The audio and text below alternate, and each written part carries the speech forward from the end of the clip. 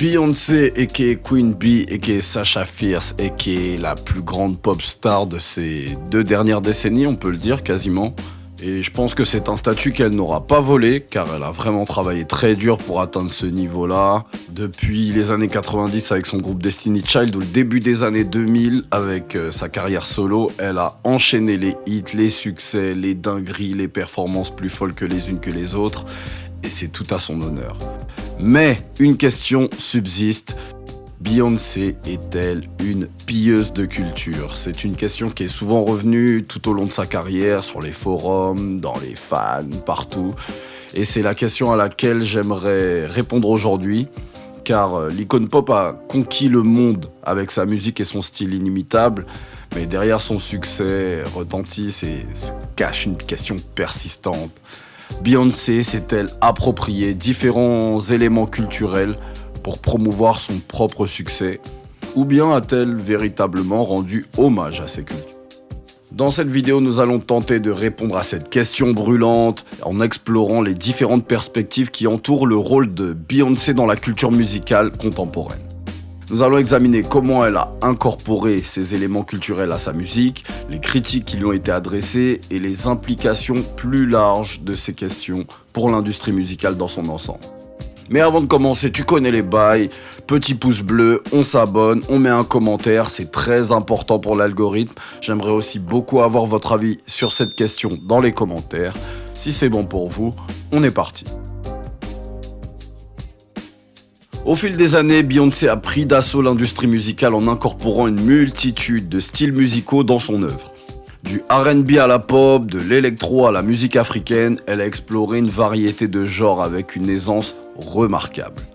Mais certaines personnes se demandent si cette exploitation est une célébration de la diversité culturelle ou une exploitation opportuniste de ces cultures pour son propre bénéfice. Alors mon premier exemple est celui de son album Lemonade, sorti en 2016. Cet album a été salué comme une célébration à la culture afro-américaine, mettant en lumière des thèmes en rapport avec l'identité noire, l'émancipation et l'histoire du peuple afro-américain. Cependant, certains ont reproché à Beyoncé d'avoir exploité ces éléments de la culture africaine-américaine pour sa propre promotion sans nécessairement donner une voix aux artistes et aux communautés dont elle s'inspire. Un autre exemple a été celui de son album éponyme, Beyoncé, sorti en 2013. Dans cet album, Beyoncé incorpore des éléments de musique électronique, de R&B contemporain, s'inspirant de la scène musicale underground pour créer un son novateur et avant-gardiste. Cependant, certaines critiques ont souligné que Beyoncé a puisé dans des genres musicaux underground sans toujours reconnaître ni rendre hommage aux artistes. C'est toujours le même problème. Elle emprunte un style à des artistes, des fois elle collabore avec eux, mais par la suite, ils sont pas mis en valeur et ces exemples mettent souvent en lumière des tensions persistantes autour de Beyoncé et de son appropriation culturelle. Récemment, lors du Super Bowl, elle a par exemple sorti 2 titres country music qui apparaissent comme des fleurs après avoir exploré les genres africains lors de l'album de la BO du Roi Lion.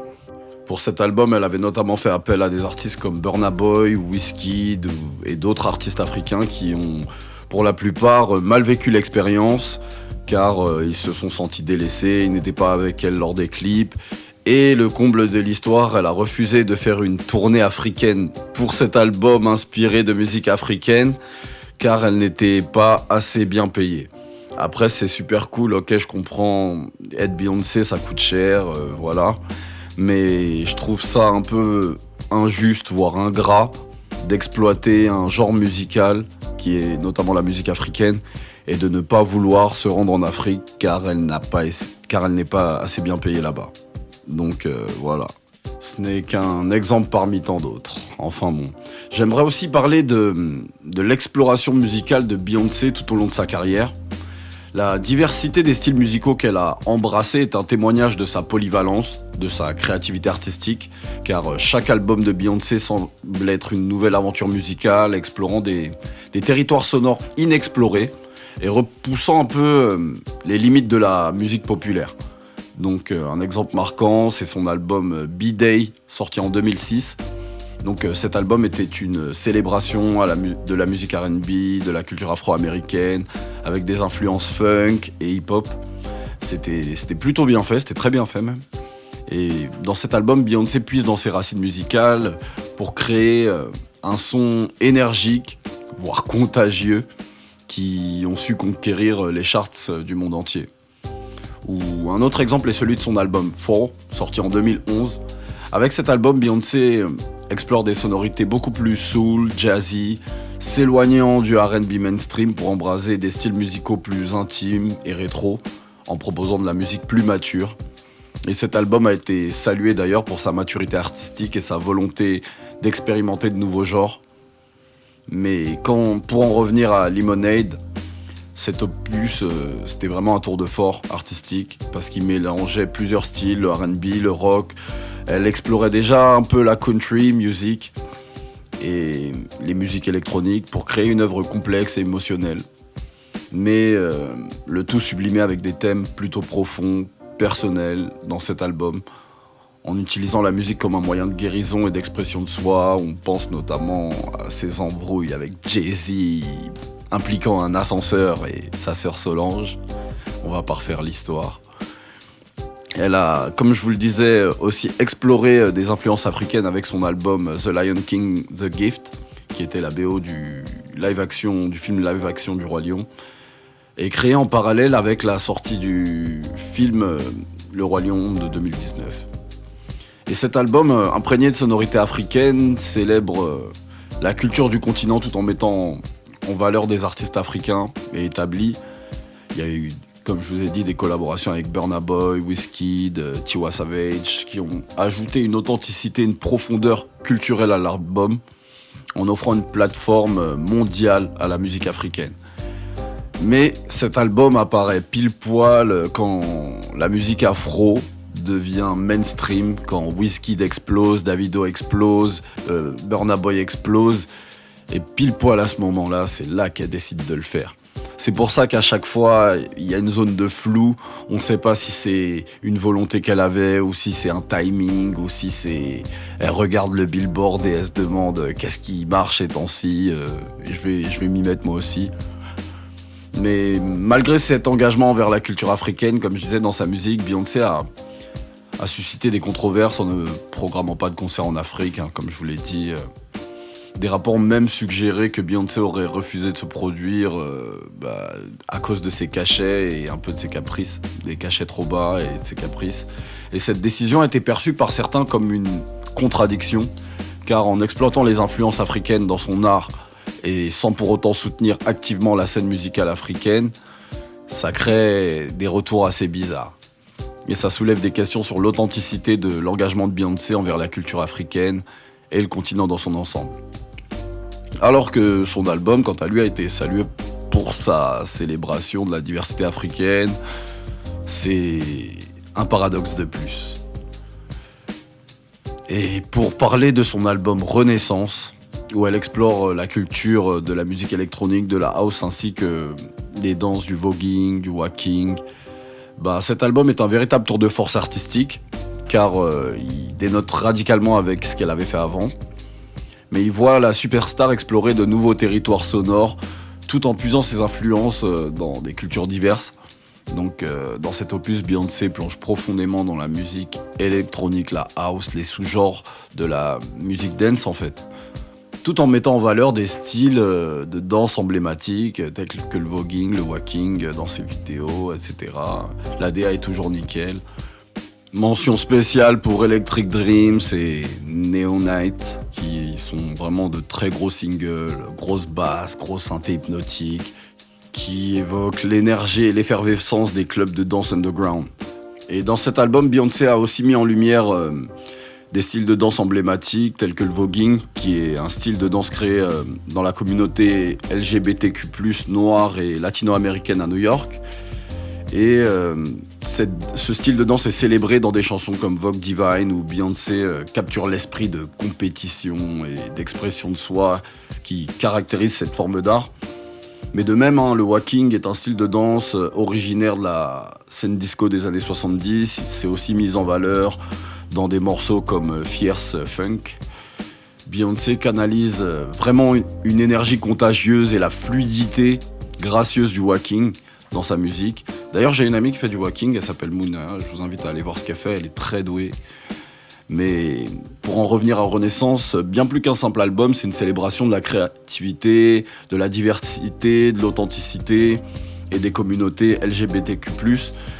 Et on se demande si, toujours si c'est sincère, parce que une fois ce style utilisé, qu'elle ait fait ses tournées, elle a fait sa tournée avec cet album qui a été la tournée la plus rentable de l'histoire d'ailleurs à ce jour.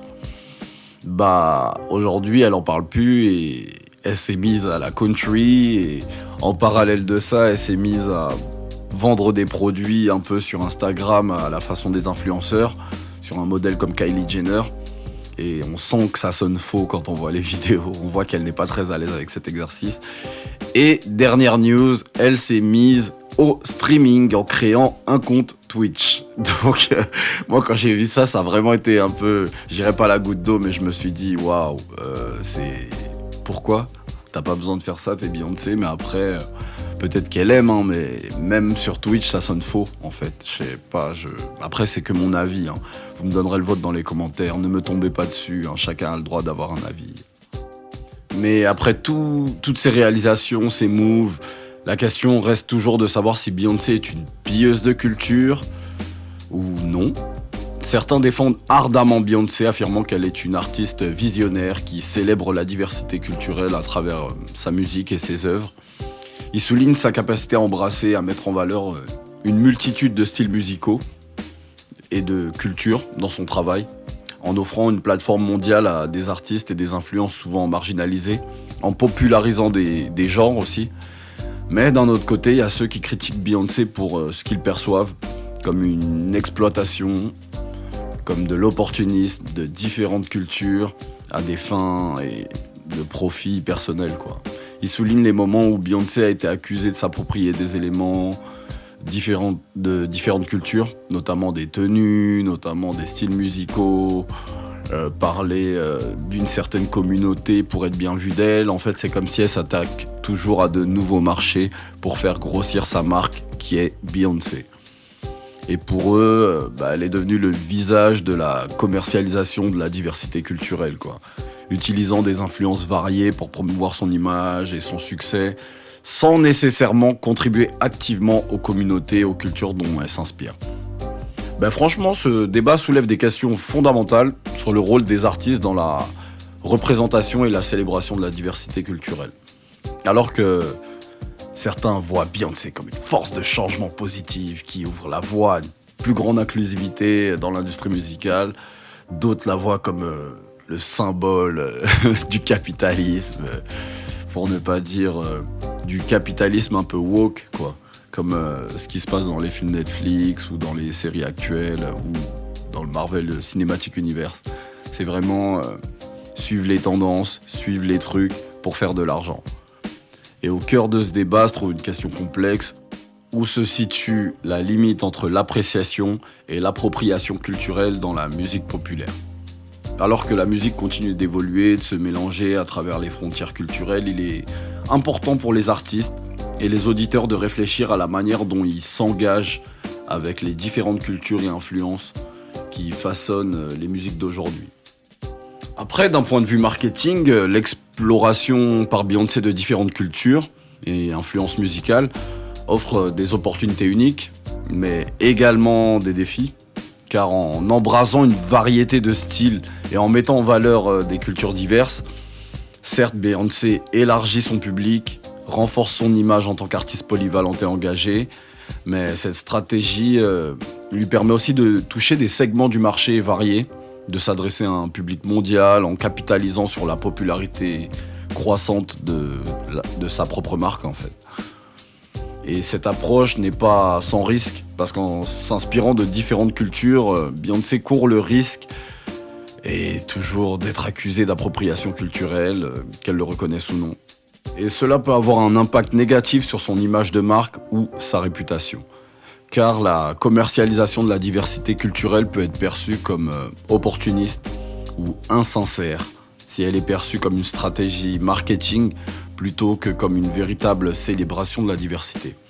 Donc Beyoncé doit naviguer avec précaution dans cette voie en veillant à ce que son engagement envers les différentes cultures soit vraiment authentique et respectueux, tout en restant fidèle à son identité artistique et à son message.